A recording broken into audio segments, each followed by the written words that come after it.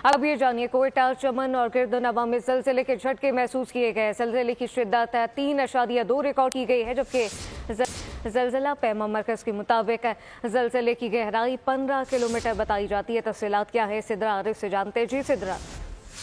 जी 9:24 में जो है वो ज़लज़ले के झटके कोयटा चमन में महसूस किए गए हैं, जिसके मुताबिक ज़िला पैमाने के मुताबिक जो है ज़लज़ले के जो झटके की शिद्दत थी 3.2 बताई जा रही है, जबकि ज़लज़ला पैमाना मरकज़ के मुताबिक जो गहराई है वो 15 किलोमीटर ज़मीन की गहराई बताई जा रही है, जबकि 66 किलोमीटर शुमाली मगरिब में जो है वो ज़लज़ले के झटके महसूस किए गए। चमन में जो है ज़लज़ले के झटके महसूस करने के बाद लोग जो है कलमा तैयबा की हिम्मत करते हुए घरों से बाहर आ गए और खौफ और हरास फैल गया, लेकिन अब तक इत्तला के मुताबिक कोई जानी और माली नुकसान नहीं हुआ है। जी, कोई जानी या माली नुकसान नहीं हुआ है। सिद्रा आरिफ अपडेट कर रही थी, आपका शुक्रिया।